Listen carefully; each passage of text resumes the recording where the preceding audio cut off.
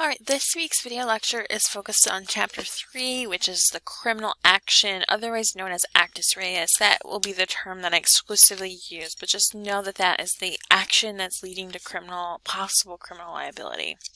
The first things to talk about is that there are up to five different elements of a crime: the criminal action, actus reus, criminal intention, mens rea, concurrence of that mens rea leading to the actus reus, any attendant circumstances. This looks at do we require this crime to happen at night, or is this only a crime if you're a minor, things like that. And then a criminal harm, a bad result. Again, not every crime will have all 5 elements. More serious crimes like murder and sexual assault will, but it depends on the crime. Okay. So your book likes to diagram things out. I think this is an extremely helpful way of examining how the concept works, how criminal statutes are written. This is just, the elements. In a bad result crime, like homicide, that criminal result would be death, or in an assault, that there's this physical harm, or this extremely serious fear. Okay, but this chapter is primarily focused on actus reus as this kind of first principle of criminal liability. We only punish people for what we call manifest criminality, that the bad thoughts manifest into an actual behavior. So we kind of we only punish people who actually do something that's wrong, who actually follow through. And so the first requirement is that someone engages in a voluntary action, because we only punish people we can blame, and people are only blamed when they are responsible for their actions. So there are times where you are not engaging in something that's not a voluntary action. Therefore, we do not blame you. Now, we do have a rule called the one voluntary act is enough rule, and this is the idea that if the process starts with a voluntary action, that's all we need for criminal liability to attach. And not every single action along the way has to be completely voluntary. If you think about a drug offense, possibly that the using of the substance might be that voluntary action, and so even though you maybe don't have mens rea later down the road, you maybe had that first voluntary action. Okay. The first case in the chapter is dealing with this idea of whether there was a voluntary action or not. State v. Burrell on page 100 of your book. Doug and Joey go to make plans to have drinks at Joey's house. They invite Burrell to come because he's old enough to buy the beer. Some of them are minors, so he agrees. They get there. Joey answers the door to his house holding a revolver. Inside the house we have a rifle, a shotgun, a revolver, and two different types of revolvers. We know for sure that 2 of the revolvers were, so there were 1, 2, 3, 4, 5 or 6 guns in the house. We know for sure that 2 of the revolvers were loaded. During the afternoon, they were drinking beer, they watched some pornography or some kind of X-rated movie, some type of pornography. They decided to play Russian roulette. A bullet was placed in the chamber. They would put it to their head, and then they would examine whether the bullet would have been discharged if they had pulled the trigger. But they were not actually pulling the trigger. Later on, someone decides they're going to steal one of Joey's guns. Burrell, the oldest, agrees to go along with it. Later on, Joey figures it out. They start fighting. Baglione, Joey comes running in. You're not going to steal his guns. I'm going to blow your effing head off. Burrell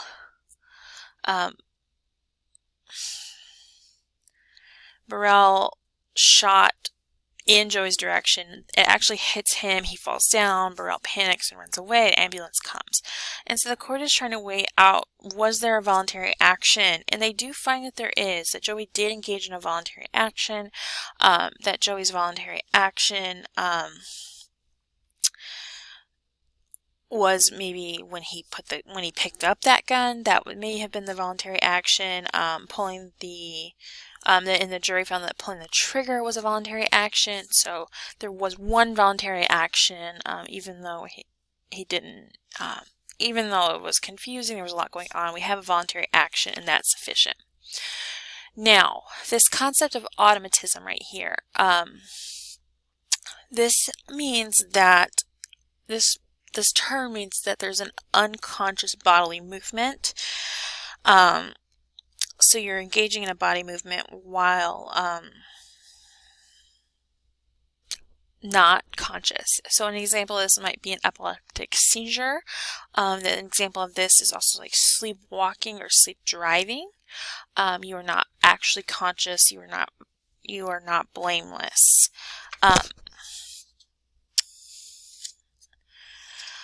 So talking about sleep driving, there's an example in your book where this person sleep drove. He was convicted of a DUI because he was pulled over, but he challenged that conviction, saying that he wasn't blameless. He was asleep.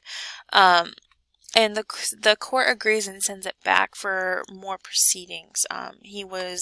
There's enough to know that he was actually asleep. He was not engaging in these voluntary actions, so they sent it back for more proceedings, okay? Then on page 105, there's a sleep sex example, and the person was acquitted of it. He was asleep, and you cannot be convicted of things that are not voluntary. Now, epileptic seizures do get a little complicated because all states restrict driver's license for persons who are epileptic. Generally, it's required that you manage your condition because there can be this great harm that happens for driving when a seizure happens. There's an example on your book on page 106. Ford Levy was driving and did have a seizure.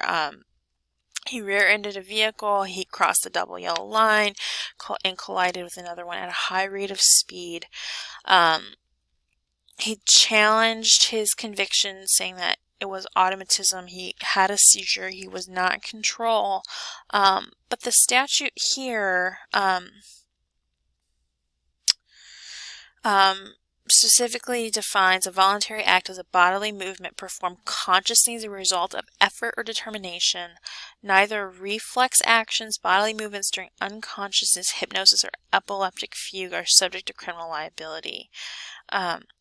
So the court looks at the evidence most favorable to the defendant. But here they found that the defendant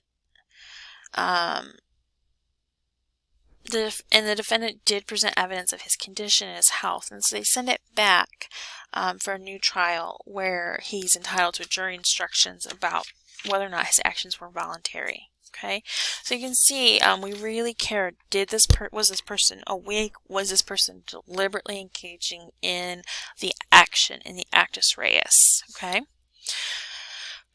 this idea of voluntariness is important because if we will talk about it again when we start talking about defenses. This fault-based one, though, looks at did the prosecutor prove every element, including that this was a voluntary action. And so those couple cases we were talking about are primarily dealing with that. An affirmative defense is something like insanity, for example, and we'll talk about that in more depth. Now, voluntary actions do not include statuses or characteristics. States in Robinson v. California made it a crime to be addicted to drugs, not necessarily high on a drug and possession of a drug, but actually just the status of addiction was a criminal offense, and that case was overturned. Now in Powell v. Texas, Texas had a statute that made it an offense to be to get drunk in any public place or a private house is not your own. And Powell was out in public drunk, and he was charged, and he tried to say, well, you're punishing me because I'm an alcoholic. But the court found that really wasn't quite what they were doing. There is a distinction between just being an alcoholic and being drunk in public. Okay. There are a few times where a failure to act, an omission, is a criminal offense. So if you are a mandatory reporter of something like a teacher or a nurse or a physician, and you fail to report, that is an action. That is considered an action.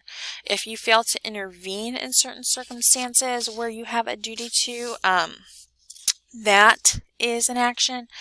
If you have a statutory obligation and you fail to uphold that, that is an action. If you have a contract, like someone's in a nursing home, and so there's this contract that they will pay so much a month to receive care, and the nursing home fails to provide that care under the contract, that is an omission. And if there's a special relationship between the parties and you fail to meet your obligations, that can also give rise to actus reus. So parent-child relationship, a doctor-patient relationship, employer-employee, carrier-passenger, and in a handful of states, husband-wives also have this duty to each other. Not everywhere, though. Following up with this idea that sometimes failing to act is enough. Most states follow this American bystander rule, which imposes no duty on us to help a perfect stranger. A couple of states have this Good Samaritan rule where if you see somebody in danger, you need to help. But most states use this American bystander rule. We have no duty to help somebody, okay? All right. Now, our last topic for this chapter that we want to talk through the next couple minutes is possession. Possession as a criminal act is a fiction. You possessing something is not really an action the way that like pulling the trigger on a weapon is, but we do convict people primarily of weapons and drug offenses of this possession. Under possession, there are a couple types. Actual possession is when you have physical control of it, like in your pocket. Constructive possession, this is where most criminal cases are where it is yours, and it's with you in the car, it's with you in your apartment. Because you are in control of the premises, you have control of the items inside. Knowing possession requires that that you know that you are in possession of the substance of the weapon. If you have to 100% be sure or know that it exists. Most states follow the mere possession rule, or most states follow this knowing possession rule, except for North Dakota and Washington, who follow mere possession, which is that you are in possession of the item, but you don't know. So, for instance, if you're carrying around your friend's backpack and they have marijuana inside, that is mere possession. Unless you open it and go through and check everything out, then you have knowing possession. So that's kind of the distinction. There's a really interesting case about possession of marijuana with the intent to sell, manufacture, deliver on page 119. Police pulled someone over. She's behaving erratically. There's paperwork. It's a rental car, but there's also this bag that has marijuana, some crack cocaine, some baggies, and a scale inside. And she is able to successfully defend her possession of that because they had no ability to tie it to her. And most states require knowing possession. Okay, it's not just enough that you have to knowingly possess it. And so she was able to successfully defend against it. It was really interesting. I encourage you to read that one. So this is kind of just a overview of actus reus. It can be a little complex, so if you have any questions, feel free to reach out through the discussion boards, email, or WebEx or office hours. I look forward to hearing from you. Have a great rest of your week.